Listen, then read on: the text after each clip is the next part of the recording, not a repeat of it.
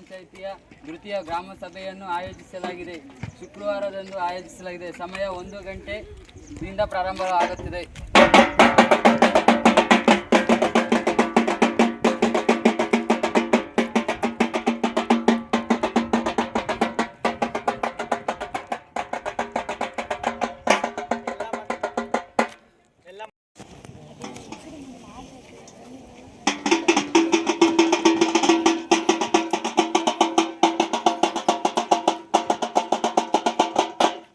ಮತದಾರರಲ್ಲಿ ವಿನಂತಿಸಿಕೊಳ್ಳುವುದೇನೆಂದರೆ ನಿಮ್ಮ ಸಮಸ್ಯೆಗಳನ್ನು ಬಂದು ಪರಿಹರಿಸಿಕೊಳ್ಳಬಹುದು.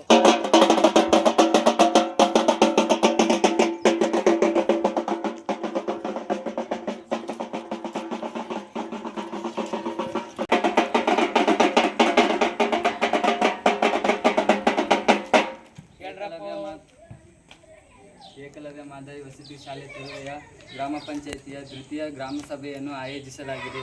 ದಿನಾಂಕ 28/11/2025 ಶುಕ್ರವಾರದಂದು ಸಮಯ 1 ಗಂಟೆಗೆ ಪ್ರಾರಂಭವಾಗಲಿದೆ.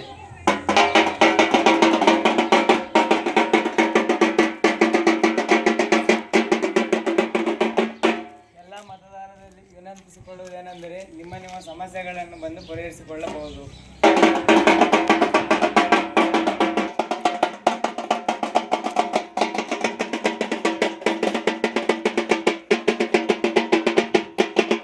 ಮಾದರಿ ವಸತಿ ಶಾಲೆ ತರುವೆಯ ಗ್ರಾಮ ಪಂಚಾಯಿತಿಯ ತೃತೀಯ ಗ್ರಾಮ ಸಭೆಯನ್ನು ಆಯೋಜಿಸಲಾಗಿದೆ.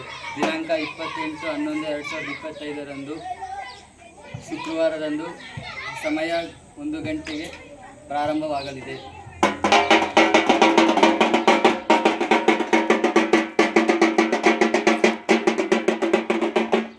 ಎಲ್ಲ ಮತದಾರರಲ್ಲಿ ವಿನಂತಿಸಿಕೊಳ್ಳುವುದೇನೆಂದರೆ ನಿಮ್ಮ ಸಮಸ್ಯೆಗಳನ್ನು ಬಂದು ಪರಿಹರಿಸಿಕೊಳ್ಳಬಹುದು.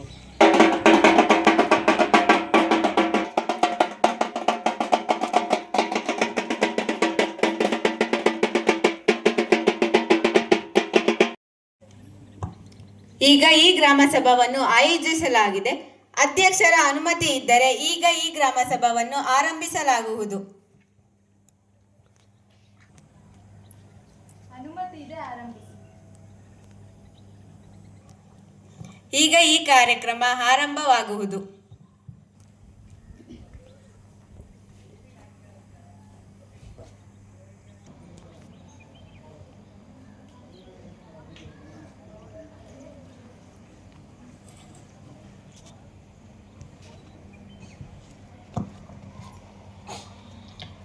ಎಲ್ಲರಿಗೂ ನನ್ನ ನಮಸ್ಕಾರಗಳು.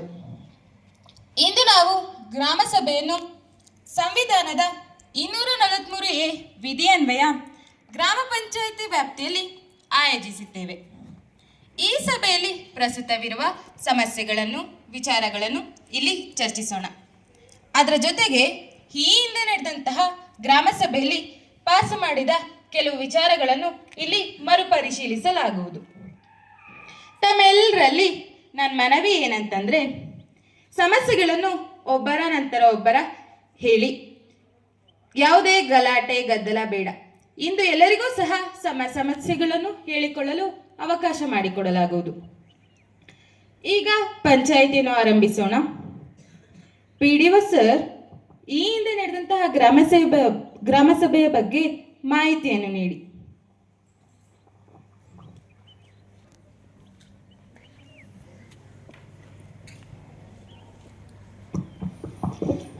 ಹಿಂದೆ ನಡೆದ ಗ್ರಾಮ ಸಭೆಯಲ್ಲಿ ಹಲವಾರು ವಿಚಾರಗಳನ್ನು ನಿಮ್ಮೊಂದಿಗೆ ಚರ್ಚಿಸಿದ್ದೇವೆ ಹಾಗೂ ಅದನ್ನು ಅಂತಿಮಗೊಳಿಸಿದ್ದೇವೆ.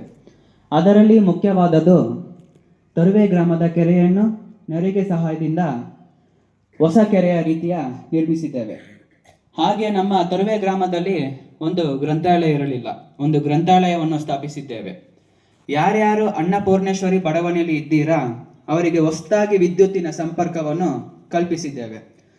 ಸುಮಾರು ನಮ್ಮ ಗ್ರಾಮ ಪಂಚಾಯತಿ ವ್ಯಾಪ್ತಿಯಲ್ಲಿ 500ಕ್ಕೂ ಹೆಚ್ಚು ಶೌಚಾಲಯಗಳನ್ನು ಸ್ಥಾಪಿಸಲು ಗ್ರಾಂಟನ್ನು ನೀಡಿದ್ದೇವೆ.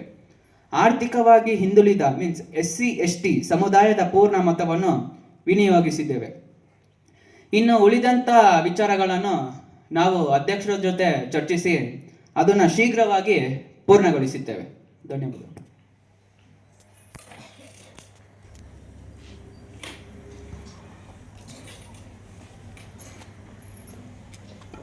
ಹಾಕಿ ಹಾಕಿ ಹಾಕಿ ಈ ಪದ ಕೇಳಿ ಕೇಳಿ ಸಾಕಾಗೋಯ್ತು. ಏನ್ ಸ್ವಾಮಿ, ಈ ಮುದುಕಿಗೆ ಒಂದು ಸಣ್ಣ ಮನೆ ಕಟ್ಟಿಸ್ಕೊಡಕ್ಕಾಗಲ್ವಾ ನಿಮ್ಮ ಕೈಲಿ? ನಾನು 2 ವರ್ಷ ಆಫೀಸ್ಗೆ ಹೋಗಿದ್ದೆ. ಕೇಳಿ ಕೇಳಿ ಸಾಕಾಗೋಯ್ತು, ನನ್ನ ಕಾಲು ಬಿದ್ದೋಯ್ತು. ಯಾಕಪ್ಪ ಮನೆ ಕಟ್ಟಿಸ್ಕೊಡಕ್ಕಂತ ಸರ್ಕಾರ ನಿಮಗೆ ದುಡ್ಡು ಕೊಡಲ್ವಾ?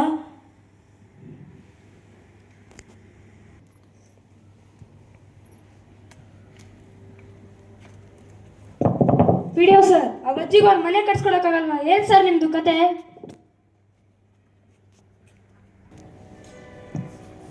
ಅಜ್ಜಿ, ನೀವು ಶಾಂತರಾಗಿ. ಈ ವಿಚಾರದ ಬಗ್ಗೆ ಮತ್ತೊಮ್ಮೆ ನಾವು ಚರ್ಚಿಸಿ ನಿರ್ಧಾರ ತಗೋತೇವೆ.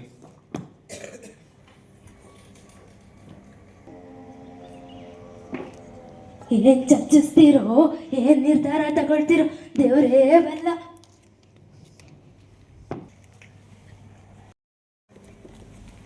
ನಾನು ಕಾಂಪಿಟೇಟಿವ್ ಎಕ್ಸಾಮ್ ಬರೆಯಲು ತಯಾರಾಗಬೇಕು. ನೀವು ಪೊಲೀಸ್ ಹುದ್ದೆ ಮತ್ತು ಇತರ ಹುದ್ದೆಗಳಿಗೆ ಅರ್ಜಿ ಕರೆದಿದ್ದಾರೆ. ನಾವು ಪರೀಕ್ಷೆಗೆ ಸಿದ್ಧರಾಗಬೇಕು. ನೀವು ಲೈಬ್ರರಿಯನ್ನು ಕಟ್ಸಿದ್ದೀರಾ, ಅದೇನೋ ಖುಷಿ ವಿಚಾರ. ಲೈಬ್ರರಿ ಕಟ್ಸಿ 3 ತಿಂಗಳಾದ್ರೂ ಓಪನ್ ಮಾಡಿಲ್ಲ. ಹಾಗಾದ್ರೆ ಲೈಬ್ರರಿ ಏನಕ್ಕೆ ಕಟ್ಸಿದ್ದೀರಾ?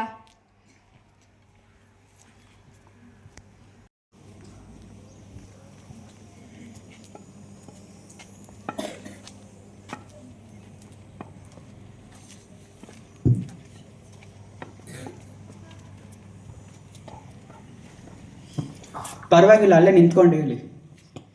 ನಾನು ನ್ಯೂಸ್ ಪೇಪರ್ ಹೋಗೋಣ ಅಂತ ಲೈಬ್ರರಿಗೆ ಹೋದ್ರೆ ಯಾವಾಗಲೂ ಕ್ಲೋಸ್ ಆಗಿ ಇರುತ್ತಲ್ರಿ ಸ್ವಾಮಿ.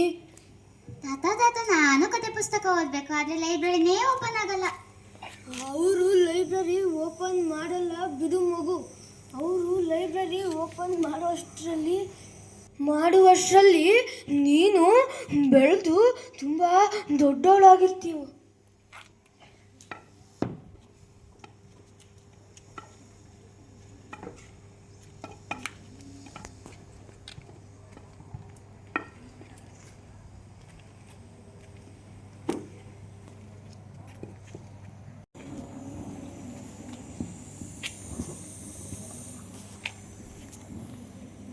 ಸೆಕ್ರೆಟರಿ, ಏನ್ರಿ ವಿಚಾರ?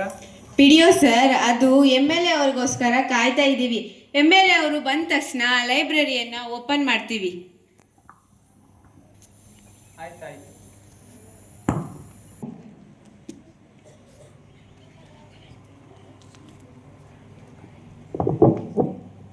ಕೆರೆಯ ವಿಚಾರವನ್ನು ನೀವು ತೆಗೆದುಕೊಂಡು ತುಂಬ ಒಳ್ಳೆಯದಾಯಿತು. ನಮ್ಮ ಕೆರೆ ತುಂಬ ಕಪ್ಪಾಗಿತ್ತು.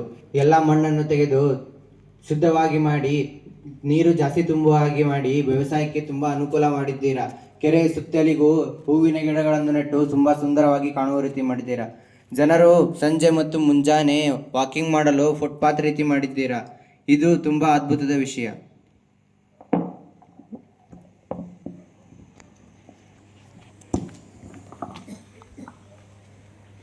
ಸರ್, ನಮ್ಮ ಕೆಲಸ ನೀವಾದರೂ ಹೊಗಳ್ತಿದ್ದೀರಲ್ಲ, ನಮಗೆಲ್ಲರಿಗೂ ಖುಷಿ ಆಗ್ತಿದೆ. ಧನ್ಯವಾದಗಳು ಸರ್.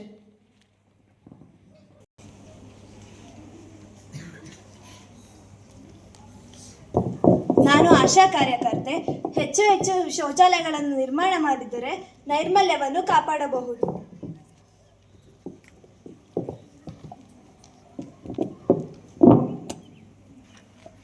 ಮಾನ್ಸೂನ್ ಟೈಮಲ್ಲಿ ನೀವ್ಯಾರಾದರೂ ನಮ್ಮ ವಾರ್ಡಿಗೆ ಬಂದಿದ್ದೀರಾ? ಚರಂಡಿಗಳೆಲ್ಲ ಕಸ ಮಣ್ಣಿಂದ ತುಂಬಿದೆ. ಮಳೆ ನೀರು ಬೀದಿಲೇ ನಿಂತ್ಕೋತಿದೆ. ಮನೆಗಳೆಲ್ಲ ನೀರು ತುಂಬ್ತಿದೆ. ಈ ಚರಂಡಿ ಕ್ಲೀನ್ ಮಾಡ್ಸೋಕ್ಕೆ ಪಂಚಾಯತಿಲಿ ಜನ ಇದ್ದಾರೋ ಇಲ್ವೋ?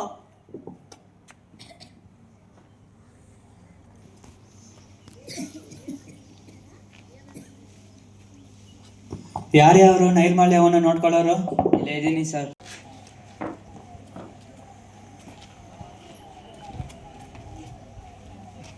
ನಾನೇ ಸರ್.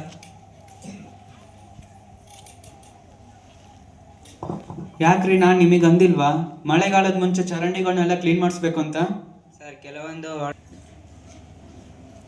ಕೆಲವೊಂದು ವಾರ್ಡ್ ಮಾತ್ರ ಕ್ಲೀನ್ ಮಾಡೋಕ್ಕಾಯ್ತು. ಉಳಿದಿದ್ದು ಬಾಕಿ ಇದೆ, ಬೇಗ ಮುಗಿಸ್ಕೊಡ್ತೀನಿ.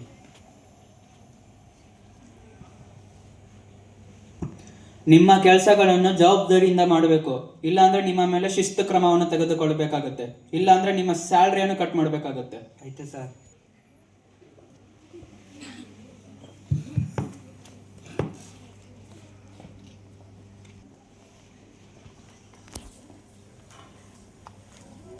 ಮೇಡಮ್, ನಿಮ್ಮ ತೊಂದರೆಗಾಗಿ ಕ್ಷಮಿಸಿ. ಮುಂದಿನ ವರ್ಷದಿಂದ ಮಾನ್ಸೂನ್ ಮುಂಚೆನೆ ಡ್ರೈನೇಜ್ನ ಕ್ಲೀನ್ ಮಾಡಿಸ್ಕೊಡ್ತೀವಿ. ಆಗ್ಲಿ ಸರ್, ಧನ್ಯವಾದಗಳು.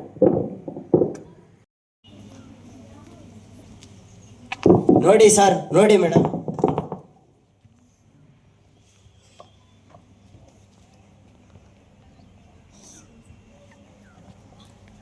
ನಮ್ಮ ಗದ್ದೆಗಳಿಗೆ ಹಂದಿಗಳೆಲ್ಲ ಬಂದು ಕಬ್ಬು ತಿಂದು ನಾಶ ಮಾಡ್ತಿವೆ.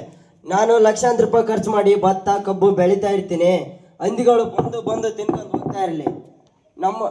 ನಿಮ್ದೇನು ದುಡ್ಡು ವೇಸ್ಟ್ ಆಗಿಲ್ಲ, ನಮ್ದು ತಾನೇ ವೇಸ್ಟ್ ಆಗೋದು. ಅದಕ್ಕೆ ನಿಮಗೆ ಹಂದಿಗಳ ಬಗ್ಗೆ ಚಿಂತೆನೇ ಇಲ್ಲ. ನನಗೆ ಎಷ್ಟು ದುಡ್ಡು ವೇಸ್ಟ್ ಆಗಿದೆ ಅಷ್ಟು ದುಡ್ಡು ಕೊಟ್ಬಿಡಿ. ಇಲ್ಲ ಅಂದರೆ ಹಂದಿಗಳು ಹಿಡಿಯೋ ವ್ಯವಸ್ಥೆ ಮಾಡಿ.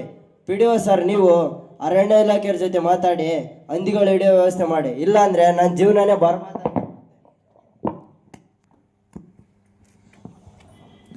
ನಿಜವಾಗ್ಲೂ ಹಂದಿಗಳ ಕಾಟ ಇದೆಯಾ?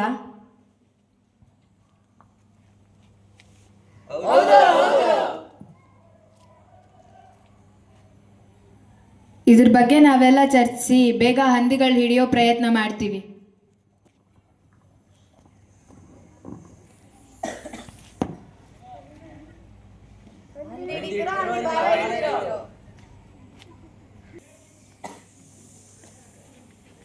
ಅಧ್ಯಕ್ಷರೇ, ಚಿಕ್ಕಮಗಳೂರು, ಮೂಡಿಗೆರೆ, ಸಬ್ನಹಳ್ಳಿ, ಬೆಂಗಳೂರು ಗಿರಿಜನ ಕಾಲೋನಿಗಳಿಗೆ ಸಿಮೆಂಟ್ ರಸ್ತೆಗಳನ್ನು ಮಾಡಿಸಿದ್ದೀರಿ. ಆದರೆ ನಮ್ಮ ಗಿರಿಜನ ಕಾಲೋನಿಗಳಿಗೆ ಯಾಕೆ ಸಿಮೆಂಟ್ ಹಾಕಿಸಿಲ್ಲ ನೀವು? ನನಗೊಂದು ವಿಚಾರ ಹೇಳಿ. ಯೋಜನೆ ಗಿರಿಜನ ಕಾಲೋನಿಗಳಿಗೆ ಸಿಮೆಂಟ್ ಹಾಕಿಸುವುದಕ್ಕೆ ಸರ್ಕಾರ ಯೋಜನೆ ಮಾಡಿದೆಯೇ ಇಲ್ವಾ? ಹಣ ಪಡುಗಡೆ ಮಾಡಿದೆಯೇ ಇಲ್ವಾ? ಗಿರಿಜನರೆಂದರೆ ಅಷ್ಟು ನಿಮಗೆ ಕೇವಲವೇ? ನೋಡಿ ನೋಡಿ ಅಧ್ಯಕ್ಷರೇ, ಚಿಕ್ಕಮಗಳೂರು, ಬೆಂಗಳೂರು, ಮೂಡಿಗೆರೆ ಗಿರಿಜನ ಕಾಲೋನಿಗಳಿಗೆ ಸಿಮೆಂಟ್ಗಳನ್ನು ಹಾಕಿಸಿದ್ದೀರಿ. ಆದರೆ ನಮ್ಮ ಗಿರಿಜನ ಕಾಲೋನಿಗಳಿಗೆ ಯಾಕೆ ಹಾಕಿಸಿಲ್ಲ ನೀವು?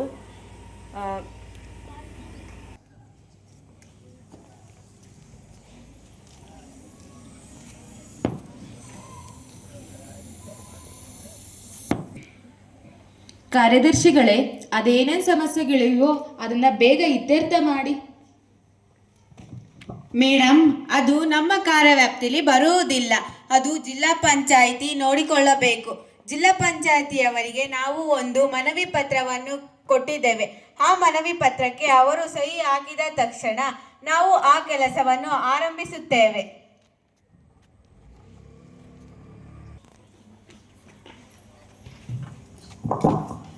ಆಯ್ತೇನಮ್ಮ, ಅದರ ಅರ್ಜಿ ಬಂದಮೇಲೆ ನಿಮಗೆ ಮಾಡಿಕೊಡ್ತೀವಂತೆ.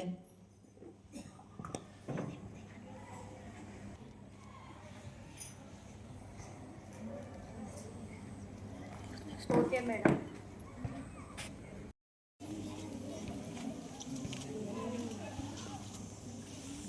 ಎಲ್ಲ ನನ್ನ ಹಣೆ ಬರ. ಈ ಗ್ರಾಮದ ಊರಿನ ಮಧ್ಯದಲ್ಲೇ ಬಾರಿದೆ. ಪ್ರತಿನಿತ್ಯ ಬಂದು ಗುರ್ದು ಗಲಾಟೆ ಜಗಳ ಮಾಡಿ ಹೋಗ್ತೀರಾ. ನೀವು ಯಾಕೆ ಈ ಊರಿಂದ ಬಾರ್ನ ದೂರ ಇಡಬಾರ್ದು? ಸರ್ಕಾರ ಆರ್ಡರ್ ಮಾಡಿದೆ ಅಲ್ವಾ ಈ ಬಾರ್ನ ಊರಿಂದ ದೂರ ಇಡಬೇಕು ಅಂತ. ಅದು ನಿಮಗೆ ಗೊತ್ತಿಲ್ವಾ PDO ಸರ್? ಹಾಂ, ನನಗೆ ಗೊತ್ತು ಬಿಡಿ. ಯಾಕಂದರೆ ಬಾರಿಂದ ನಿಮಗೆ ಜಾಸ್ತಿ ಟ್ಯಾಕ್ಸ್ ಬರುತ್ತೆ. ಅದರಿಂದ ಜನಗಳಿಗೆ ಏನೇ ಪ್ರಾಬ್ಲಮ್ ಆದರೂ ನೀವೇನು ತಲೆ ಕೆಡಿಸ್ಕೊಳಲ್ಲ. ಈ 1 ವೀಕ್ ಒಳಗಡೆ ಈ ದರಿದ್ರ ಬಾರ್ನ ದೂರ ಮಾಡಲೇಬೇಕು.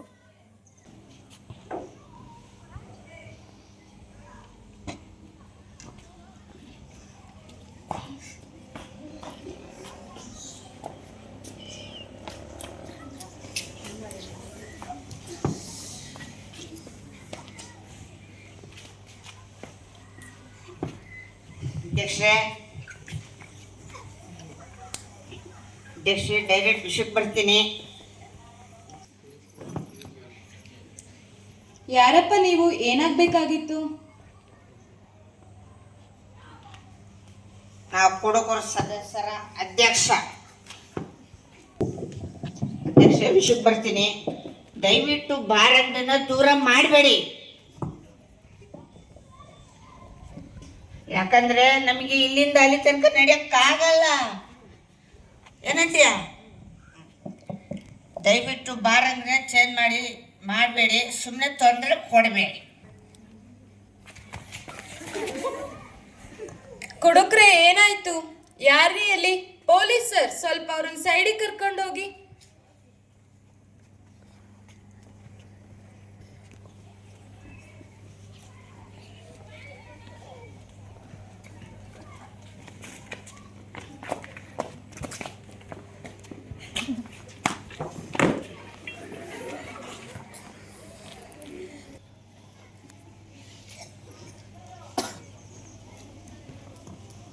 ನೀವೆಲ್ಲರೂ ಶಾಂತರಾಗಿರಿ. ನಾವೀಗಾಗಲೇ ಇದ್ರ ಬಗ್ಗೆ ಯೋಚನೆ ಮಾಡಿದ್ದೇವೆ. ಊರಿನ ಮಧ್ಯದಲ್ಲಿರುವ ಬಾರನ್ನು ಊರಿನ ಆಚೆ ಸ್ಥಳಾಂತರಿಸಬೇಕೆಂದು ನಾವು ಬಾರ್ ಓನರ್ಗೆ ಅರ್ಜಿಯನ್ನು ಸಹ ಕಳಿಸಿದ್ದೇವೆ. ಎಲ್ಲಿ ಬಾರ್ ಓನರ್?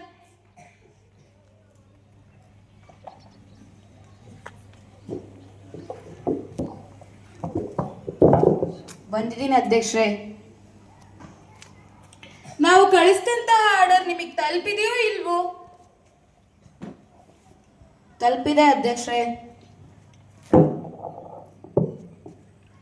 ನಿಮಗೆ 1 ವಾರಗಳ ಕಾಲಾವಕಾಶ ನೀಡಲಾಗುವುದು. ಅಷ್ಟರಲ್ಲಿ ನೀವು ಊರಿನ ಮಧ್ಯದಲ್ಲಿರುವ ಬಾರನ್ನು ಊರಿನ ಆಚೆ ಸ್ಥಳಾಂತರಿಸಬೇಕು. ಇಲ್ಲವಾದಲ್ಲಿ ನಿಮ್ಮ ಬಾರ್ ಲೈಸೆನ್ಸ್ ಅನ್ನು ಕ್ಯಾನ್ಸಲ್ ಮಾಡಲಾಗುವುದು. ಆ ಕೆಲಸದಲ್ಲೇ ಇದ್ದೀನಿ ಅಧ್ಯಕ್ಷರೇ. ಈ ವಾರದಲ್ಲಿ ಬಾರ್ನ ಚೇಂಜ್ ಮಾಡ್ತೀನಿ. ದಯವಿಟ್ಟು ಲೈಸೆನ್ಸ್ ಕಟ್ ಮಾಡಬೇಡಿ. ನಾನು ಹೋಗ್ಲಾ? ಹಾ, ನೀವು ಹೋಗಬಹುದು.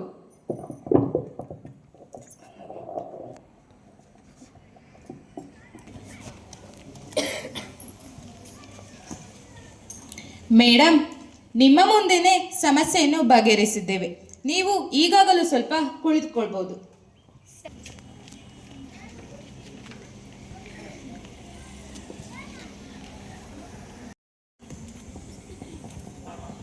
ಆಯಿತು ಮೇಡಮ್, ಧನ್ಯವಾದಗಳು. ಬೇಗ ಮಾಡಿಸ್ಕೊಡಿ. ಸರ್, ನಾನು ಅಂಗನವಾಡಿ ವರ್ಕರ್. ನಮ್ಮ ಅಂಗನವಾಡಿಯಲ್ಲಿ ತುಂಬ ಸಮಸ್ಯೆಗಳಿವೆ. ಮೊದಲನೇದಾಗಿ ಅಂಗನವಾಡಿಗೆ ಆಹಾರ ಸಾಮಗ್ರಿಗಳೇ ಸರಿಯಾಗಿ ಬರ್ತಾ ಇಲ್ಲ. ಈ ತಿಂಗಳಲ್ಲಿ ಬರಬೇಕಾಗಿರೋದು ಮುಂದಿನ ತಿಂಗಳಲ್ಲಿ ಬರ್ತಾ ಇದೆ. ಅದರಲ್ಲೂ ಹುಳಗಳು ಬೇರೆ. ಅಂಗನವಾಡಿಗೆ ಬರೋ ಫುಡ್ಡಲ್ಲಿ ಹುಳ ಇದೆ ಅಂದ್ಬಿಟ್ಟು ಪೇರೆಂಟ್ಸ್ ಮಕ್ಕಳನ್ನ ಅಂಗನವಾಡಿಗೆ ಕಳಿಸ್ತಾ ಇಲ್ಲ. ಅದ್ರ ಜೊತೆಗೆ ಈ ಗರ್ಭಿಣಿಯರು ಬೇರೆ. ಅಂಗನವಾಡಿಗೆ ಬರೋ ಆಹಾರ ಸಾಮಗ್ರಿಗಳಲ್ಲಿ ಹುಳ ಇದೆ ಅಂದ್ಬಿಟ್ಟು ಫುಡ್ ತೊಗೊಂಡೋಗೋದಕ್ಕೆ ಬರ್ತಾ ಇಲ್ಲ. ಈ ಥರ ಆದರೆ ಅಂಗನವಾಡಿನ ಮುಚ್ಚಿಸ್ತಾರೆ. ದಯವಿಟ್ಟು ನೀವು ನಮ್ಮ ಮೇಲಾಧಿಕಾರಿಗಳ ಹತ್ರ ಮಾತಾಡಿ ಈ ಪ್ರಾಬ್ಲಮ್ನ ಸಾಲ್ವ್ ಮಾಡಿಕೊಡ್ಬೇಕು.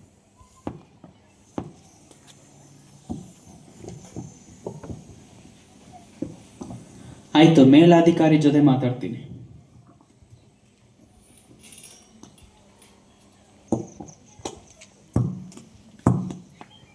Thank you sir.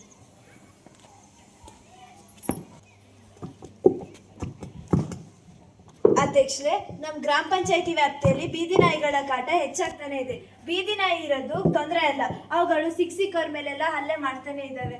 ಇದ್ರ ಜೊತೆ 6 ತಿಂಗಳಲ್ಲಿ 50 ಜನಕ್ಕೆ ಬೀದಿ ನಾಯಿ ಕಡ್ದಿದೆ. ಒಬ್ಬ ವಯಸ್ಸಾದ ಮುದ್ಕನಿಗೂ ನಾಯಿ ಕಚ್ಚಿ ಅವ್ರು ಸತ್ತೇ ಹೋದ್ರು. ಈ ಕ್ರಮನ ಕೈಗೊಳ್ಳದೆ ಹೋದ್ರೆ ಇನ್ನು ಹಲವರು ನಾಯಿ ಕಚ್ಚಿಸ್ಕೊಂಡು ಸತ್ತೋಗ್ತಾರೆ.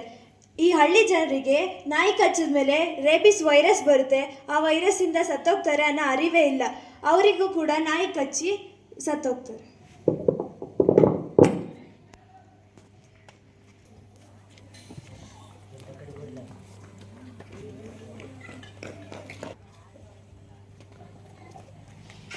ಮಮ್ಮಿ ನನಗೆ ನಾಯಿ ಕಚ್ಚಿದೆ.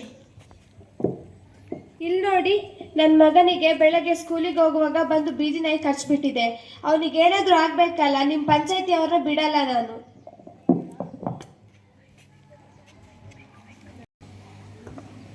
ಪಿಡಿಒ ಸರ್, ಯಾಕೆ ಇದ್ರ ಬಗ್ಗೆ ನಿಮ್ಗೆ ಗೊತ್ತಿಲ್ವಾ? ಇಲ್ಲ ಮೇಡಮ್, ನಮ್ಗೆ ಯಾವ ಅರ್ಜಿಗಳು ಬಂದಿಲ್ಲ.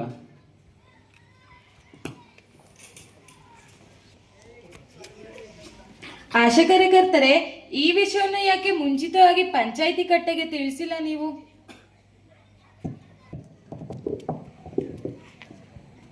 ಕ್ಷಮಿಸ್ಬಿಡಿ ಮೇಡಮ್, ಇದನ್ನ ಗ್ರಾಮ ಸಭೆಯಲ್ಲಿ ಹೇಳೋಣ ಅಂತ ಅನ್ಕೊಂಡೆ. ಪಿಡಿಒ ಸರ್, ಮೊದಲು ಈ ಬೀದಿ ನಾಯಿಗಳನ್ನೆಲ್ಲ ಹಿಡಿಯಲು ಡಾಗ್ ಟೀಮ್ ರೆಡಿ ಮಾಡಿ. ಆಶಾ ಕಾರ್ಯಕರ್ತರೆ, ನೀವು ಡಾಕ್ಟರ್ನ ಜೊತೆ ಚರ್ಚಿಸಿ ಎಷ್ಟು ಜನಕ್ಕೆ ನಾಯಿ ಕಚ್ಚಿದೆ, ಯಾರ್ಯಾರು ರೇಬಿಸ್ ಇಂಜೆಕ್ಷನ್ ಹಾಕಿಸ್ಕೊಂಡಿಲ್ಲ, ಈ ವರದಿಯನ್ನು 2 ದಿನಗಳಲ್ಲಿ ನೀವು ಪಂಚಾಯಿತಿ ಕಟ್ಟೆಗೆ ತಲುಪಿಸ್ಬೇಕು. ಮತ್ತೆ ಮೊದಲು ಆ ಮಗುವಿಗೆ ರೇಬಿಸ್ ಇಂಜೆಕ್ಷನ್ ಹಾಕಿಸಿ. ಮತ್ತೆ ಎಲ್ಲರ ಗಮನಕ್ಕೆ ಒಂದು ವಿಚಾರ, ನಾಯಿ ಕಚ್ಚಿದವರ ಟ್ರೀಟ್ಮೆಂಟ್ಗೆ ಸರ್ಕಾರದ ವತಿಯಿಂದ 20,000 ಹಣದ ಸಹಾಯ ನೀಡಲಾಗುತ್ತಿದೆ.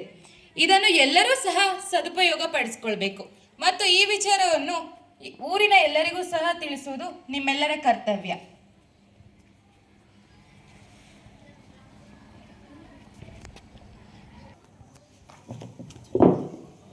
PDO ಸರ್, ನಮ್ಮ ಶಾಲೆಯಲ್ಲಿ ವರ್ಷದಿಂದ ವರ್ಷಕ್ಕೆ ದಾಖಲಾತಿ ಕಡಿಮೆ ಆಗ್ತಿದ್ದೇವೆ. ಪೋಷಕರು ಮಕ್ಕಳನ್ನು ಶಾಲೆಗೆ ಕರ್ಕೊಂಡು ಬರೋದು ಬಿಟ್ಟು ಕೆಲಸಕ್ಕೆ ಕರೆದುಕೊಂಡು ಹೋಗ್ತಿದ್ದಾರೆ. ನಾನು ನಮ್ಮ ಶಿಕ್ಷಕರು ಮತ್ತು ಪೋಷಕರನ್ನು ಎಷ್ಟು ಮನವರಿಕೆ ಮಾಡಿದರೂ ಅವರು ಕಳಿಸ್ತಾನೇ ಇಲ್ಲ. ಹೀಗಾದರೆ ಮಕ್ಕಳ ಭವಿಷ್ಯ ನಾಶವಾಗುತ್ತದೆ. ಈಗ ಕೂಡಲೇ ಇದರ ಬಗ್ಗೆ ಪಂಚಾಯಿತಿಯವರಿಗೆ ಶಿಸ್ತು ಕ್ರಮ ತೆಗೆದುಕೊಳ್ಳಬೇಕೆಂದು ಕೇಳಿಕೊಳ್ಳುತ್ತೇವೆ.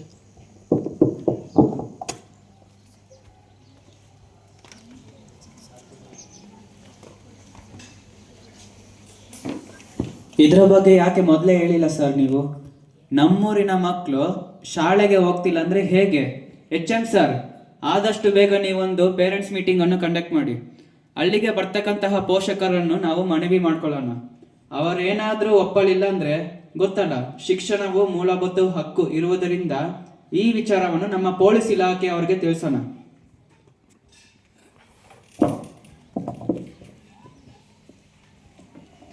ಆಯಿತು ಸರ್, ಆದಷ್ಟು ಬೇಗ ನಾವು ಪೋಷಕರ ಸಭೆಯನ್ನು ಕರೆಸುತ್ತೇವೆ. PDO ಸರ್, ಪೋಷಕರು ಯಾವ ಮಕ್ಕಳನ್ನು ಶಾಲೆಗೆ ಕಳಿಸುತ್ತಿಲ್ಲ ಅವರ ಹೆಸರನ್ನು ಕೊಡಿ, ನಾವು ಆ್ಯಕ್ಷನ್ ತಗೊಂತೀವಿ.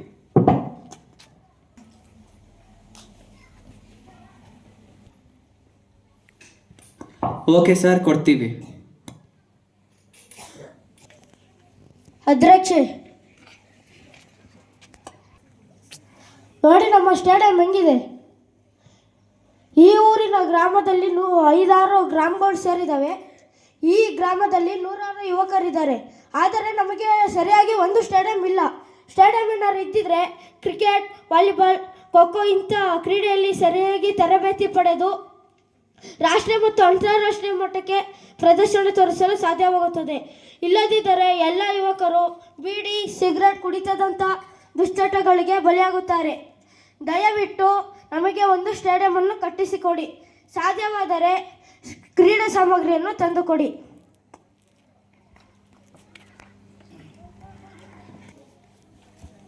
ಹೌದು, ಸ್ಟೇಡಿಯಂ ಬೇಕು. ಹೌದು, ಸ್ಟೇಡಿಯಂ ಬೇಕು. ಆಯಿತು, ಅದೇನು ಮಾಡಿಕೊಡ್ತೀವಿ. PDO ಸರ್, ಅದೇನು ನೋಡಿ.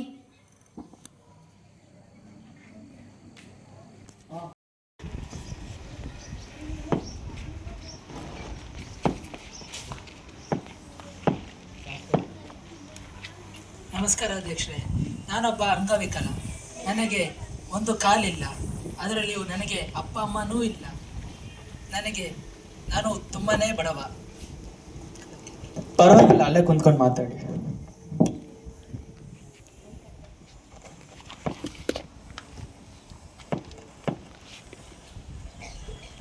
ನಿಮ್ಮ ಗ್ರಾಮ ಪಂಚಾಯಿತಿಯ ಫಂಡ್ನಲ್ಲಿ ನನಗೆ 4 ಚಕ್ರದ ಗಾಡಿಯನ್ನು ತೆಗೆದುಕೊಡಬೇಕೆಂದು ನಾನು ವಿನಂತಿಸಿಕೊಳ್ಳುತ್ತೇನೆ. ನೀವು 4 ಚಕ್ರದ ಗಾಡಿಯನ್ನು ನನಗೆ ಕೊಡಿಸಿದರೆ ದಿನನಿತ್ಯ ಗದ್ದೆಗೆ ಹೋಗಿ ಹುಲ್ಲನ್ನು ತೆಗೆದುಕೊಂಡು ಬಂದು ಹಸುಗಳಿಗೆ ಹಾಕಿ ನನ್ನ ಜೀವನವನ್ನು ನಾನು ಸಾಗಿಸುತ್ತೇನೆ. ಇದೊಂದು ನನಗೆ ಸಹಾಯ ಮಾಡಿ. ಆಯಿತು.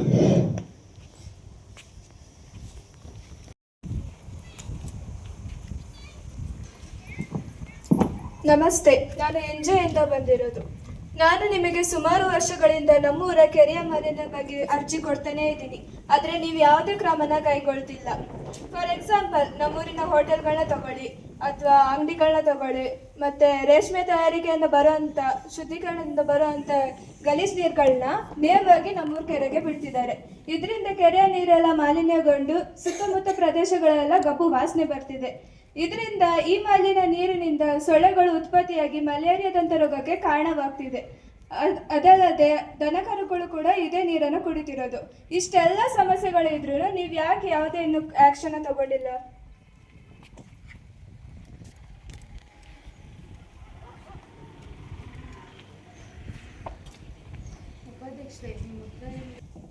ಅಧ್ಯಕ್ಷರೇ, ಇದ್ರ ಬಗ್ಗೆ ನಾನು ಉತ್ತರಿಸ್ತೀನಿ. ಪರಿಸರದ ಮೇಲೆ ನಿಮಗಿರುವ ಕಾಳಜಿಯನ್ನು ನಾವೆಲ್ಲರೂ ಅಭಿನಂದಿಸ್ತೀವಿ. ಈಗಾಗಲೇ ನಿಮ್ಮ ಅರ್ಜಿಯನ್ನು ನಮ್ಮ ಅಧ್ಯಕ್ಷರ ಅಧ್ಯಕ್ಷತೆಯಲ್ಲಿ ಚರ್ಚಿಸಿದ್ದೇವೆ. ಮಾಲಿನ್ಯವನ್ನು ಹೊರಹಾಕುತ್ತಿರುವ ಎಲ್ಲರಿಗೂ ಲೆಟರ್ ಇಶ್ಯೂ ಮಾಡಿದ್ದೇವೆ. ಬೇರೆ ಯಾವುದಾದರೂ ವಿಧಾನವನ್ನು ಹುಡುಕಿ ನಿಮ್ಮ ಸಮಸ್ಯೆಯನ್ನು ಬಗೆಹರಿಸುತ್ತೇವೆ.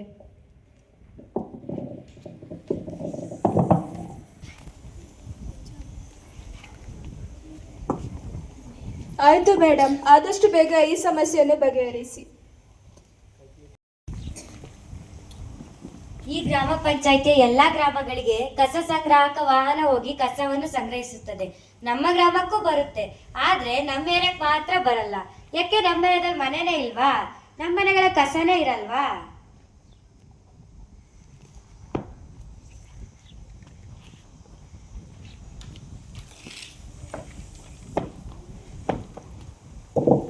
ಆಯ್ತು ಮೇಡಮ್, ನಾಳೆಯಿಂದ ನಿಮ್ಮ ಏರಿಯಾಗೆ ಕಸ ಗಾಡಿ ಬರುತ್ತೆ ಬಿಡಿ. ಬಿಡಿಯೋ ಸರ್, ಏನಾಗಿದೆ ಸಮಸ್ಯೆ? ಮೇಡಮ್, ಅದು ಒಂದು ಗಾಡೀಲಿ ಎಲ್ಲ ಏರಿಯಾನು ಕವರ್ ಮಾಡೋಕ್ಕಾಗ್ತಿಲ್ಲ. ಸೊ ನಂಗೊಂದು ಗಾಡಿ ಬೇಕಾಗಿದೆ ನಮಗೆ. ಆ ಗಾಡಿನ ಪರ್ಚೇಸ್ ಮಾಡಿಬಿಡಿ. ಸರ್, ಆಯ್ತು ಮೇಡಮ್.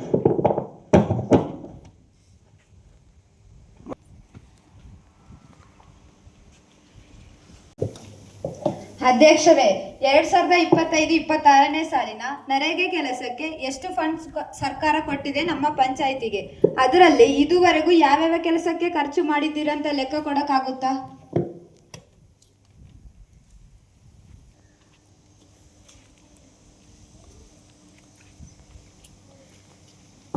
ಸದಸ್ಯರೇ, ನೀವೇ ಕೇಳಿ ಸರಿಯಾಗಿ. ನಮ್ಮ ಗ್ರಾಮದ ಕಾಲುವೆ ಮತ್ತು ರಸ್ತೆಗಳು ಹುಲ್ಲು ಗಿಡಗಳಿಂದಲೇ ತುಂಬೋಗಿದೆ. ಇದನ್ನು ನರೇಗಾ ಕೆಲಸಗಾರರಿಂದ ಸ್ವಚ್ಛಗೊಳಿಸಿ ಅಂತ ಕೇಳಿ ಕೇಳಿ ಸಾಕಾಗೋಯ್ತು. ಆದರೆ ಪಂಚಾಯತಿಯವರು ಏನು ಕೂಡ ಮಾಡಿಸ್ಲಿಲ್ಲ.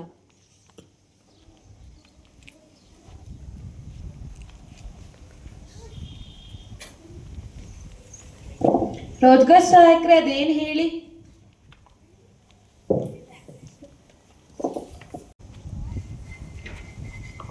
ನಾನು ರೋಜ್ಗಾರ್ ಸಹಾಯಕ. ನಮ್ಮ ಗ್ರಾಮ ಪಂಚಾಯತಿ, ನೀವು ಯಾವಾಗಲೂ ನಮ್ಮ ಮೇಲೆ ಕಂಪ್ಲೇಂಟ್ ಮಾಡ್ತೀರಾ. ಅದೇ ಯಾವತ್ತಾದ್ರು ಗ್ರಾಮ ಪಂಚಾಯತಿಗೆ ಬಂದು ಇಂತಿಂತ ಕೆಲಸ ಆಗ್ಬೇಕಂತ ಹೇಳಿದ್ರ? ಅದಿರಲಿ ಬಿಡಿ, ಎಷ್ಟೋ ಜನ ಜಾಬ್ ಕಾರ್ಡಿಗೆ ಅಪ್ಲೈ ಮಾಡಿಲ್ಲ. ನಾವು ಹೇಗೆ ಕೆಲಸ ಮಾಡಿಸೋದು? ಈ ಸಲ ನಮ್ಮ ಪಂಚಾಯತಿಗೆ 90 ಲಕ್ಷ ಫಂಡ್ ಬಂದಿದೆ. ಅದರಲ್ಲಿ 50% ಖಾಲಿ ಆಗಿದೆ, ಇನ್ನು 50% ಬಾಕಿ ಉಳಿದಿದೆ.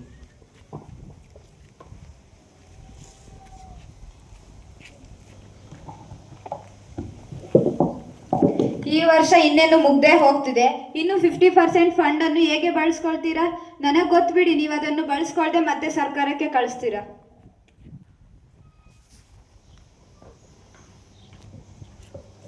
ಅಧ್ಯಕ್ಷರೇ, ನಮ್ಮ ವಾರ್ಡಿನ 2 ಬೀದಿಗೆ ಡ್ರೈನೇಜ್ ಮಾಡಿಸಿಕೊಡಲಿಲ್ಲ ನೀವು. ನಾನು ಗೆದ್ದಿ ಸದಸ್ಯನಾದಾಗಿಂದಲೂ ಡ್ರೈನೇಜ್ ಮಾಡಿಸ್ಕೊಡಿ ಅಂತ ಕೇಳಿ ಕೇಳಿ ಸಾಕಾಯಿತು.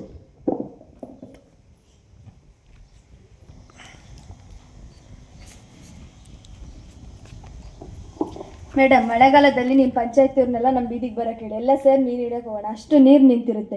ಮತ್ತು ಮನೆಗಳ ಅಡಿಪಾಯಗಳು ಮಳೆ ನೀರಿನಿಂದ ಸಡ್ಲಾಗೋಗಿವೆ. ಇನ್ನೇನು ಮನೆಗಳು ಬಿದ್ದೋಗೋದೇ ಬಾಕಿ.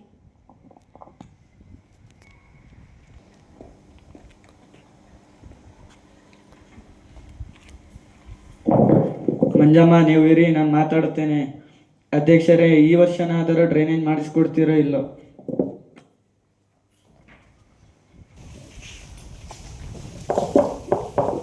ಆಯಿತು ಬಿಡಿ, ಈ ವರ್ಷ ಡ್ರೈನೇಜ್ನ ನಿಮಗೆ ಮಾಡಿಸ್ಕೊಡ್ತೀವಿ.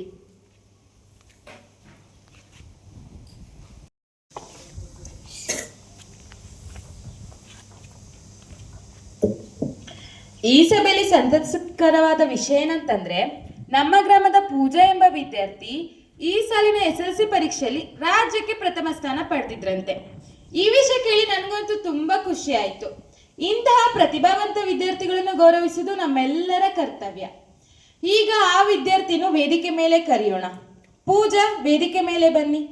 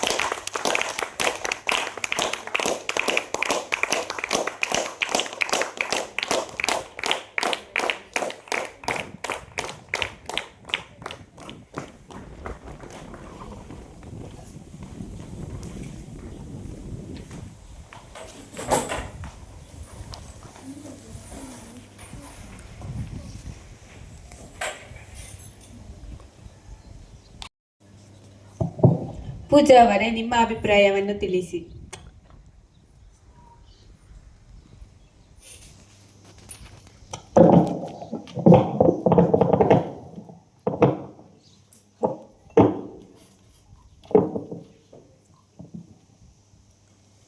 ನಾನು ತುಂಬ ಕಷ್ಟಪಟ್ಟು SSLCಯಲ್ಲಿ ಫಸ್ಟ್ ರ್ಯಾಂಕ್ ತಗೊಂಡಿದ್ದಕ್ಕೂ ಸಾರ್ಥಕವಾಯಿತು ಈ ಸನ್ಮಾನದಿಂದ.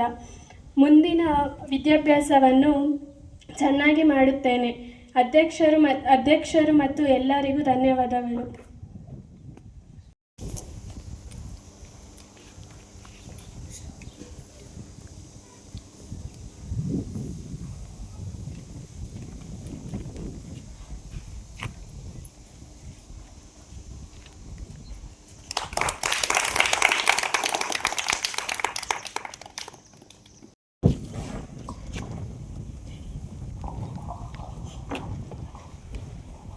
ನನ್ನ ಮನೆ ವಿಚಾರ ಏನಾಯ್ತು?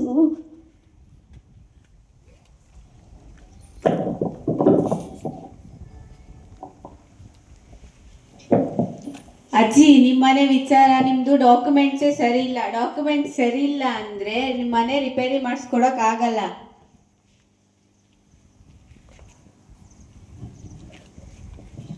ಡಾಕ್ಯುಮೆಂಟ್ ಅಂದ್ರೆ ಏನಪ್ಪ? ಅದೇ ಅಜ್ಜಿ, ಪತ್ರಗಳು, ಜಾತಿ ಆಧಾರ್ ಪತ್ರಗಳನ್ನ ಡಾಕ್ಯುಮೆಂಟ್ಸ್ ಅಂತ ಕರೆಯೋದು.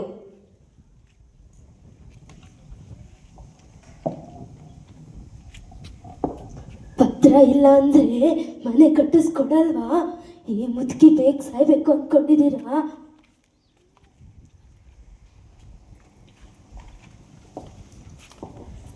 ಅಯ್ಯೋ ಅಜ್ಜಿ, ಆ ಥರ ಮಾತಾಡಬೇಡಿ. ನಾನೇ ನಿಮ್ಮ ಮನೆ ಹತ್ರ ಬಂದು ಡಾಕ್ಯುಮೆಂಟ್ಸ್ನೆಲ್ಲ ರೆಡಿ ಮಾಡಿ ನಿಮ್ಮ ಮನೆನೂ ರೆಡಿ ಮಾಡಿಸ್ಕೊಡ್ತೀನಿ.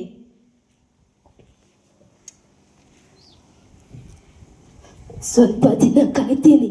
ಮನೆ ರೆಡಿ ಮಾಡಿಸ್ಕೊಡ್ಲಿಲ್ಲ ಅಂದ್ರೆ ಧರಣಿ ಕೂರ್ತೀನಿ.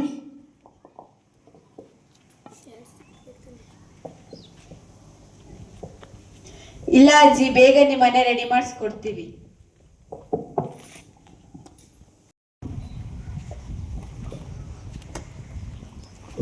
ಅಧ್ಯಕ್ಷರೇ, ನಮ್ಮ ಊರಿಗೆ ಒಂದು ಸ್ಟೇಡಿಯಂ ಬೇಕು ಅಂತ ಮನವಿ ಕೊಟ್ಟಿದ್ವಿ. ಆದರೆ ಒಂದು 50 ಲಕ್ಷದ ಸ್ಟೇಡಿಯಂ ಅನ್ನು ಕಟ್ಟಿಸಿಕೊಡಿ. ಸಾಧ್ಯವಾದರೆ ಕ್ರಿಕೆಟ್, ಕಬಡ್ಡಿ, ಫುಟ್ಬಾಲ್, ವಾಲಿಬಾಲ್ ಇಂಥ ಕ್ರೀಡೆಯ ಸಾಮಗ್ರಿಯನ್ನು ತಂದುಕೊಡಿ.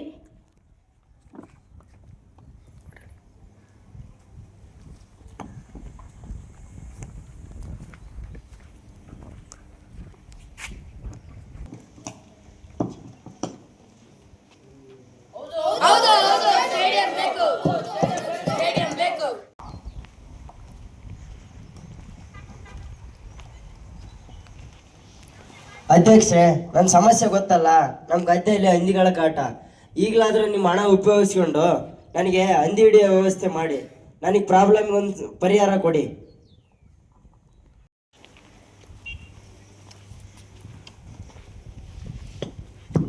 ಅಧ್ಯಕ್ಷರೇ, ನಾನು ಹೇಳಿದ್ನಲ್ಲ ನನ್ನ ಪ್ರಾಬ್ಲಮ್ಮು. ನನಗೆ 4 ಚಕ್ರ ಗಾಡಿ ಬೇಕು ಅಂತ. ಇದೊಂದು ನನಗೆ ಸಹಾಯ ಮಾಡಿ ಅಧ್ಯಕ್ಷರೇ, ಪ್ಲೀಸ್. ನನಗೆ ಡೈಲಿ ಓಡಾಡೋಕ್ಕೆ ಆಗಲ್ಲ ಅಧ್ಯಕ್ಷರೇ. ಅರ್ಥ ಮಾಡ್ಕೊಳ್ಳಿ ನನ್ನ ಸಮಸ್ಯೆನ, ಪ್ಲೀಸ್. ದಯವಿಟ್ಟು ಇದೊಂದು ಸಹಾಯ.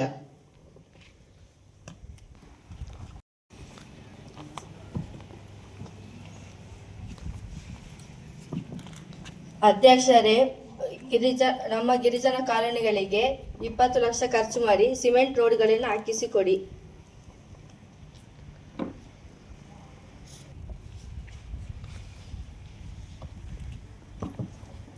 ಅಧ್ಯಕ್ಷರೇ, ನಮ್ಮೂರ ಕೆರೆಯನ್ನು ಸುಮಾರು 10 ಲಕ್ಷ ಖರ್ಚು ಮಾಡಿ ಅದರ ಶುದ್ಧೀಕರಣವನ್ನು ಮಾಡಿಸಿ. ಇದರಿಂದ ಗ್ರಾಮಕ್ಕೆ ಒಳ್ಳೆಯದಾಗುತ್ತದೆ. ಮಲೇರಿಯಾವನ್ನು ತಪ್ಪಿಸಬಹುದು. ಹಾಗೆಯೇ ಸಾಧ್ಯವಾದರೆ ನಿಮಗೆ ಕೆರೆ ಸುತ್ತ ತೋಟವನ್ನು ಮಾಡಿಸಿಕೊಡಿ.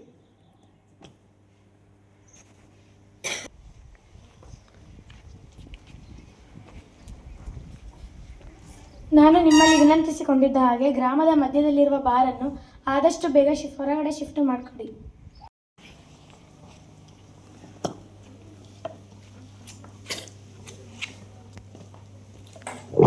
ಮೇಡಮ್, ಅಧ್ಯಕ್ಷರು ಬಾರ್ ಓನರ್ ಜೊತೆ ಮಾತಾಡಿ ನಿಮ್ಮ ಸಮಸ್ಯೆಯನ್ನು ಬಗೆಹರಿಸಿಕೊಟ್ಟಿದ್ದಾರೆ. ಇನ್ನು 1 ವಾರ ಒಳಗಡೆ ಆ ಬಾರ್ ಅಂಗಡಿಯನ್ನು ಒಂದು ಸ್ಥಳದಿಂದ ಇನ್ನೊಂದು ಸ್ಥಳಕ್ಕೆ ವರ್ಗಾಯಿಸಿ ಕೊಡುತ್ತೇವೆ. ಆಯ್ತಾ ಮೇಡಮ್?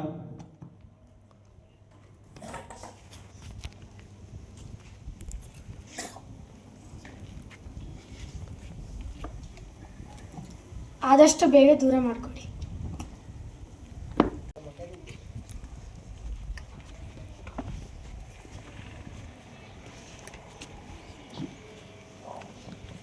ಅಧ್ಯಕ್ಷರೇ, ದಯವಿಟ್ಟು ಬಾರ್ ಅಂಗಡಿನ ದೂರ ಮಾಡಬೇಡಿ.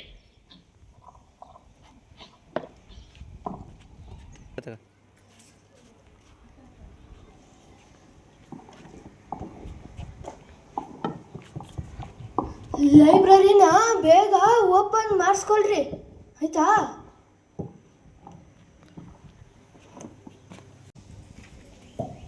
ಉಪಾಧ್ಯಕ್ಷರೇ, PDO ಅವರೇ ಮತ್ತು ಸೆಕ್ರೆಟರಿ ಬನ್ನಿ ಇಲ್ಲಿ.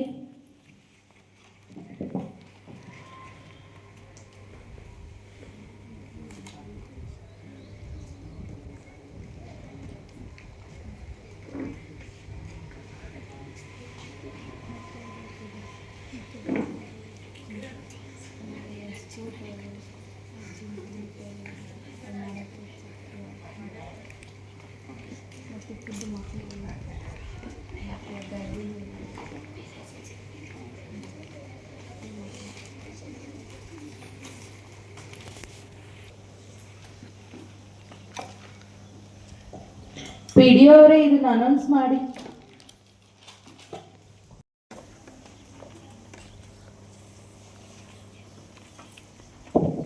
ಈಗ ನಮ್ಮ ಖಾತೆಯಲ್ಲೂ 2.5 ಕೋಟಿ ಇದೆ. ಈಗ ನರೇಗೆ ಕಾರ್ಯಕ್ಕೆ ನಾವು 45 ಲಕ್ಷ ಕೊಟ್ಟಿದ್ದೇವೆ. ಮತ್ತೆ ಅಜ್ಜಿ ಎಲ್ಲಿದ್ದೀರಾ? ನಿಮ್ಮದು ಸೇರಿಸಿ ಮತ್ತೆ ಮನೆಗಳು ಸೇರಿಸಿ ಒಟ್ಟು ನಾವು 30 ಲಕ್ಷ ಕೊಟ್ಟಿದ್ದೇವೆ. ಮತ್ತೆ ಈ ಬೀದಿಗಡಿ ಡ್ರೈನೇಜ್ ಸಿಸ್ಟಮ್ಮು ಮಾಡಿಸೋದಕ್ಕೆ ನಾವು ಒಂದು 10 ಲಕ್ಷ ಕೊಟ್ಟಿದ್ದೇವೆ. ಸರ್, ತಿಲಕ್ ಸರ್ ಎಲ್ಲಿದ್ದೀರಾ? ಸ್ಟೇಡಿಯಂ ನಿರ್ಮಾಣಕ್ಕೆ ಮತ್ತು ಕ್ರೀಡಾ ಸಾಮಗ್ರಿಗಳಿಗೆ ನಾವು 50 ಲಕ್ಷ ಕೊಟ್ಟಿದ್ದೇವೆ. ಮತ್ತು ಈ ಡಾಗ್ ಟೀಮ್ ಮತ್ತು ಬೀದಿ ನಾಯಿಗಳ ನಿಯಂತ್ರಣಕ್ಕೆ ನಾವು ಒಂದು 5 ಲಕ್ಷ ಕೊಟ್ಟಿದ್ದೇವೆ. ಮತ್ತೆ ಮೇಡಮ್, ಸಿಮೆಂಟ್ ರಸ್ತೆ ಮಾಡ್ಕೊಡೋಕ್ಕೆ ನಾವು ನಿರ್ಮಾಣಕ್ಕೆ 25 ಲಕ್ಷ ಕೊಟ್ಟಿದ್ದೇವೆ ಮೇಡಮ್. ಮತ್ತೆ ಹಂದಿಗಳು ಮತ್ತು ಕಾಡು ಪ್ರಾಣಿಗಳ ದಾಳಿ ತಡೆಯುವುದು ಮತ್ತು ಪರಿಹಾರಕ್ಕಾಗಿ ನಾವು 10 ಲಕ್ಷ ಕೊಟ್ಟಿದ್ದೇವೆ. ಈಗ ಹೊಸ ಕಸದ ಗಾಡಿ ಖರೀದಿಸಲು 10 ಲಕ್ಷ ಕೊಟ್ಟಿದ್ದೇವೆ ಫಾತಿ ಮೇಡಮ್. ದಿವ್ಯಾಂಗರಿಗೆ ಒಂದು 4 ವೀಲರ್ ಬೈಕ್ ತಗೊಳ್ಳೋಕ್ಕೆ ಕೊಟ್ಟಿದ್ದೀವಿ ಸರ್. ಈಗ ಕೇಳಿರುವ ಹಲವಾರು ಸಮಸ್ಯೆಗಳನ್ನು ನಾವು ಬಗೆಹರಿಸಿದ್ದೇವೆ. ನಿಮ್ಮದು ಯಾವುದಾದರೂ ಸಮಸ್ಯೆಗಳಿದ್ದರೆ ಈಗಲೇ ಕೇಳಿ. ಯಾಕೆಂದರೆ ಈ ನಮ್ಮ ಗ್ರಾಮ ಸಭೆಯು 6 ತಿಂಗಳ ನಂತರ ಮತ್ತೆ ನಡೆಯುತ್ತದೆ. ಅದಕ್ಕಾಗಿ ಕೇಳ್ತಾ ಇದ್ದೀನಿ, ಏನಾದರೂ ಸಮಸ್ಯೆಗಳಿದ್ದರೆ ದಯವಿಟ್ಟು ಕೇಳಿ.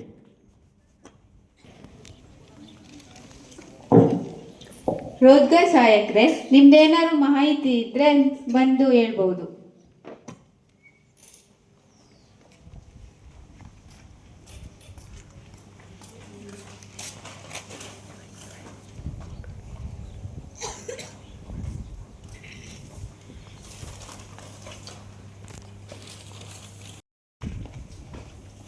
ನಮ್ಮ ಗ್ರಾಮ ಪಂಚಾಯತಿ ವ್ಯಾಪ್ತಿಯಲ್ಲಿ ಬರುವ ನರೇಗಾ ಕೆಲಸಕ್ಕಾಗಿ ಯಾವ ಕೆಲಸಗಾರರು ಇಲ್ಲ. ಯಾಕಂದರೆ ಜಾಬ್ ಕಾರ್ಡಿಗೆ ಯಾರೂ ಅಪ್ಲೈಯೇ ಮಾಡಿಲ್ಲ. ಹಾಗಾಗಿ ನಾವು ಯಾವ ನರೇಗಾ ಕೆಲಸವನ್ನು ಮುಗಿಸಿಲ್ಲ. ಎಲ್ಲರಲ್ಲಿ ಕೇಳ್ಕೊಳ್ಳೋದೇನೆಂದರೆ, ನೀವು ಜಾಬ್ ಕಾರ್ಡಿಗೆ ಅಪ್ಲೈ ಮಾಡಿದರೆ ದಿನಗೂಲಿ ಅಂತ 700 ರೂಪಾಯಿ ಕೊಡುತ್ತಾರೆ. ಆಗ ಆ ರೀತಿ ನಾವು 50% ಫಂಡನ್ನು ಬಳಸಿಕೊಳ್ಳಬಹುದು.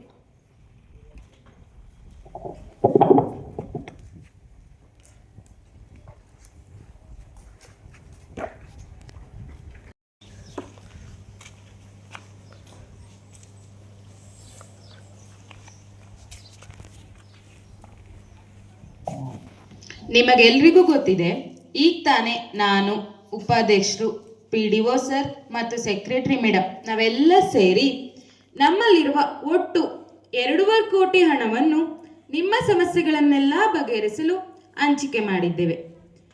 ಈಗಾಗಲೇ ಹಂಚಿಕೆ ಮಾಡೋದನ್ನೆಲ್ಲ ನಮ್ಮ PDO ಸರ್ ನಿಮ್ಮ ಮುಂದೆ ಘೋಷಿಸಿದ್ದಾರೆ. ಇದೆಲ್ಲರಿಗೂ ಸಹ ಸಮಾಧಾನ ತಂದಿದೆ ಅಂತ ನಾನು ಭಾವಿಸ್ತೇನೆ.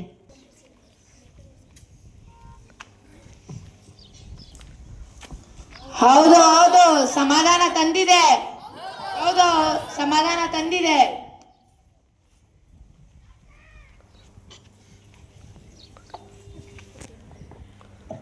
ಆಯಿತು, ನನಗೂ ಸಹ ಸಂತೋಷವಾಗಿದೆ. ನಿಮ್ಮ ಸಮಸ್ಯೆಗಳನ್ನು ನೀವು ಕೇವಲ ಗ್ರಾಮ ಸಭೆಯಲ್ಲಿ ಹೇಳ್ಕೋಬೇಕು ಅಂತ ಏನಿಲ್ಲ. ನಿಮಗೇನಾದರೂ ಸಮಸ್ಯೆಗಳಿದ್ದರೆ ನೀವು ನಮ್ಮ ಗ್ರಾಮ ಪಂಚಾಯತಿಗೆ ಬಂದು ನಮ್ಮ ಯಾರ ಹತ್ರನಾದರೂ ಬಳಿ ನಿಮ್ಮ ಸಮಸ್ಯೆಗಳನ್ನೆಲ್ಲ ಹೇಳ್ಕೊಂಡ್ರೆ ನಾವು ಆ ಸಮಸ್ಯೆಗಳನ್ನು ಸಹ ಖುದ್ದಾಗಿ ಬಗೆಹರಿಸುತ್ತೇವೆ. ಯಾಕಂದ್ರೆ ನಿಮ್ಗೆಲ್ಲ ಗೊತ್ತಿದೆ, ಪಂಚಾಯಿತಿ ಇರುವುದೇ ನಿಮಗಾಗಿ, ನಿಮ್ಮ ಸಮಸ್ಯೆಗಳನ್ನು ಬಗೆಹರಿಸುವುದಕ್ಕಾಗಿ. ಗ್ರಾಮ ಪಂಚಾಯಿತಿ ಎಲ್ಲ ಸೌಲಭ್ಯಗಳನ್ನು ನೀವು ಸುಲಭವಾಗಿ ಪಡೆದುಕೊಳ್ಬೇಕು ಅಂತ ನಾನು ಹೇಳ್ತೀನಿ. ನಮ್ಮ ಗ್ರಾಮ ಪಂಚಾಯತಿಲಿರುವ ಎಲ್ಲ ಅಧಿಕಾರಿಗಳು ನಾನೀಗೊಂದು ಆರ್ಡರ್ ಮಾಡ್ತಿದ್ದೇನೆ. ನಿಮ್ಮ ಬಳಿ ಯಾವುದೇ ಜನಸಾಮಾನ್ಯರು ಸಮಸ್ಯೆ ಅಂತ ಬಂದರೆ ನೀವು ಖುದ್ದಾಗಿ ಇತ್ಯರ್ಥಪಡಿಸ್ಬೇಕು. ಇಲ್ಲ ಅವ್ರ ಸಮಸ್ಯೆಗಳನ್ನು ಬಗೆಹರಿಸಿಲ್ಲ ಅಂತ ನನ್ನ ಹತ್ರ ಯಾರಾದರೂ ಬಂದು ಕಂಪ್ಲೇಂಟ್ ಮಾಡಿದ್ರೆ ನಾನು ನಿಮ್ಮ ಮೇಲೆ ಕಠಿಣವಾದ ಆಕ್ಷನ್ ತಗೊಳ್ತೇನೆ. ಮತ್ತೆ ನೀವು ಯಾರ ಹತ್ರನೂ ಲಂಚ ಬಯಸಬಾರ್ದು. ಇದು ಎಲ್ಲರಿಗೆ ನಿಮ್ಮ ನೆನಪಿನಲ್ಲಿ ಇಟ್ಕೋಬೇಕು. ಆಯಿತು, ನಿಮ್ಮೆಲ್ಲರ ಸಹಕಾರದಿಂದ ಗ್ರಾಮ ಸಭೆಯು ಯಶಸ್ವಿಯಾಗಿ ನಡೆದಿದೆ. ನಿಮಗೆಲ್ಲರಿಗೂ ಸಹ ಧನ್ಯವಾದಗಳು.